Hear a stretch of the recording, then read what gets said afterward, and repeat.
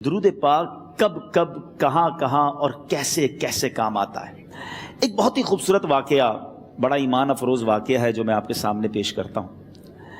ایک دوست نے اپنے ایک دوسرے دوست کو قرض دیا، اور جب اس نے قرض دیا تو وہ قرض ایک بڑی اماؤنٹ تھی، 3000 دینار۔ وہ ٹائم آ گیا جب اس ٹائم وہ قرض لینے کے لیے اپنے دوست کے پاس گیا کہ بھائی مجھے میرے پیسے واپس دو، تو اس نے کہا کہ پیسے تو نہیں ہے میرے پاس، میں کولیپس ہو گیا ہوں، بزنس اب میرا ختم ہو گیا ہے، میں تمہاری رقم نہیں دے سکتا۔ اس نے ایک اور ٹائم دے دیا اسے کہ ٹھیک ہے اب اتنے وقت دنوں کے بعد میں دے دوں گا۔ وہ ٹائم بھی گزر گیا، اور جب وہ ٹائم بھی گزر گیا تو اس کے بعد اس دوست نے کہا کہ اب تو پیسے دے دو بھائی، میرا ٹائم پورا ہو گیا ہے۔ پھر نہ دے سکا ٹائم۔ آخر کار معاملہ جو ہے وہ کورٹ میں چلا گیا، قاضی کے پاس چلا گیا۔ اب قاضی نے جس کو پیسے دینے تھے اس کو بلایا اور کہا کہ بھائی آپ کو اس کے پیسے دینے ہیں؟ کہتا ہے ہاں پیسے تو دینے ہیں۔ تو کہا پھر دیتے کیوں نہیں ہو؟ کہا پیسے ہیں ہی نہیں، کاروبار ہی ختم ہو گیا ہے، قرضہ تو لیا تھا، اب میرے پاس بچا ہی کچھ نہیں ہے۔ تو کہا اچھا اب یہ بتاؤ کہ کب دو گے، کیسے دو گے؟ اس نے کہا بس میرے پاس پیسے ہی نہیں ہیں۔ تو کہا اب تمہارے پاس 30 دن کا ٹائم ہے، 30 ڈیز میں یا تو اس کے پیسے لوٹا دو یا 30 دن کے بعد تمہیں قید کر دیا جائے گا۔ یہ شخص اب گھر آیا، پیسے تو تھے نہیں، مگر شاید علماء نے لکھا کتابوں میں، یہ واقعہ کئی بڑی بڑی کتابوں میں لکھا اور درود پاک کے فضائل کی بڑی بڑی کتابوں میں لکھا، اور اس شخص نے سوچا کہ اس نے ایک حدیث پاک پڑھی ہوئی تھی کہ جس میں یہ نبی پاک علیہ الصلوۃ والسلام نے فرمایا ہے، جس کا مضمون ہے کہ جو شخص پریشان ہو، مصیبت زدہ ہو، اسے چاہیے کہ مجھ پر کثرت سے درود پاک پڑھے، کیونکہ درود پڑھنا مصیبتوں اور پریشانیوں کو لے جاتا ہے۔ اب اس عاشق رسول نے سوچا اور تو کچھ ہے نہیں، اب میں درود پاک پڑھنا شروع کرتا ہوں۔ صبح سے لے کر شام تک وہ درود پاک پڑھنے لگ گیا۔ 27 دن گزر گئے، only 3 days left، 3 دن باقی تھے قاضی کے پاس جانے میں۔ 27 دن گزر گئے درود پڑھتے پڑھتے۔ جب 28ویں رات آئی تو آنکھیں تو بند ہوئیں، مگر خواب میں اسے ایک آواز آئی، گھبراؤ نہیں، تمہارا قرضہ ادا کر دیا جائے گا، تمہارا مسئلہ سالو ہو جائے گا۔ صبح اٹھتا ہے، درود پاک پڑھ رہا ہے، مگر کہتا ہے یہ آواز سے تو مسئلہ حل نہیں ہوگا، پیغام کیا ہے اسے سمجھ نہ آیا۔ 28واں دن گزر گیا، 29ویں رات آ گئی، مگر اب آنکھیں بند ہوئیں اور قسمت جاگ اٹھی۔ نبی پاک صاحب لولاک صلی اللہ تعالیٰ علیہ وسلم خواب میں تشریف لائے، اور پیارے آقا صلی اللہ تعالیٰ علیہ وسلم نے فرمایا گھبراؤ نہیں، علی بن عیسیٰ وزیر کے پاس جاؤ، وہ تمہارا قرضہ ادا کر دے گا۔ اب یہ عاشق رسول صبح اٹھا تو ویری فریش، حشاش بشاش کہ اب تو کام ہو گیا، نبی پاک نے خواب میں آ کر بشارت دی ہے۔ مگر پھر ذہن میں سوال آیا کہ علی بن عیسیٰ کے پاس جاؤں گا تو ثبوت کیا ہے، پروف کیا ہوگا؟ میں جا کر اس کو کہوں گا کہ میرا قرضہ دے دو تو ایسے تو قرضہ نہیں دے دینا، اور میں نے اس کو کہا کہ مجھے نبی پاک نے خواب میں کہا ہے، اور اس نے اگر مجھ سے کوئی نشانی مانگی تو میں نشانی کیا دوں گا؟ آخری دن تھا، 29واں دن تھا، وہ بھی درود پڑھتے پڑھتے گزر گیا۔ 30th نائٹ آ گئی، صبح وہ دن ہے جب عدالت میں جانا ہے۔ اب اس رات پھر نبی پاک علیہ الصلوۃ والسلام خواب میں تشریف لائے، اور آقا علیہ الصلوۃ والسلام نے فرمایا کہ علی بن عیسیٰ وزیر کے پاس جاؤ، وہ تمہارا قرض ادا کر دے گا۔ کہ حضور چلا تو جاؤں گا، لیکن اگر وزیر نے مجھ سے کوئی نشانی طلب کی تو میں کیا جواب دوں گا؟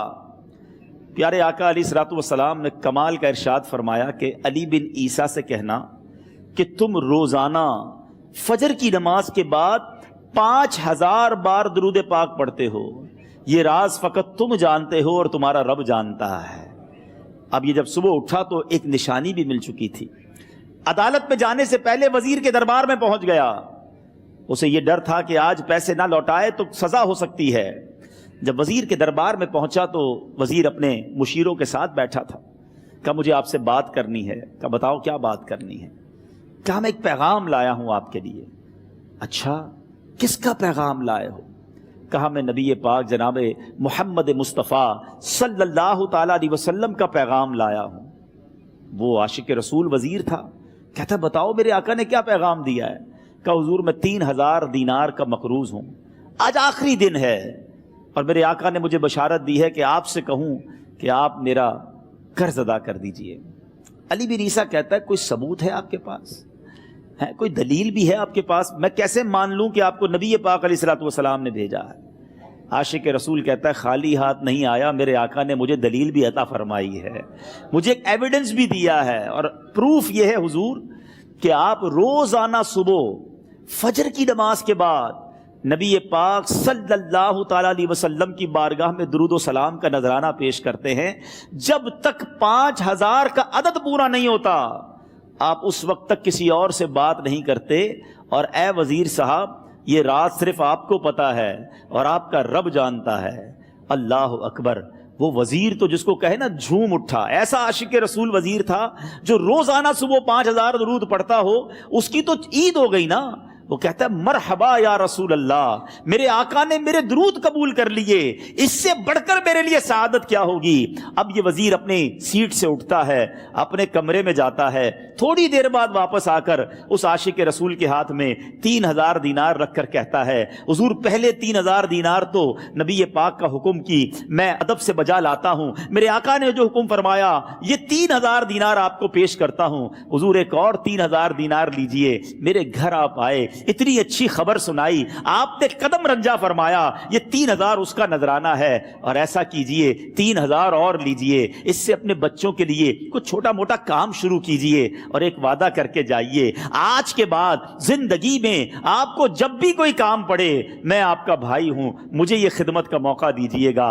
اللہ اکبر! وہ مقروض جو ایک رات پہلے 3000 دینار کا مقروض تھا، ہو سکتا ہے اس کے بیک آف مائنڈ یہ بھی چل رہا ہو کہ اب شاید کل میں نے جیل میں جا کر عدالت میں جا کر گرفتاری دے کر جیل میں جانا ہے، مگر اب 9000 دینار ہاتھ میں ہیں۔ عاشق رسول جھومتا ہوا نبی پاک کی یاد میں گھومتا ہوا اب عدالت میں پہنچا۔ عدالت میں everybody expecting over there کہ آج اس نے آنا ہے اور آ کر کہنا یہی ہے کہ پیسے تو نہیں ہیں، گرفتار کر لو، مگر جا کر اس عاشق رسول نے 3000 دینار جج صاحب کے ہاتھ میں رکھ دیے۔ قاضی کہتا ہے پہلے تو یہ بتاؤ پیسے آئے کدھر سے؟ تم تو کہتے تھے غریب ہوں، تم تو کہتے تھے کاروبار نہیں ہے، ایک مہینے میں اتنی بڑی رقم کا انتظام کیسے ہو گیا؟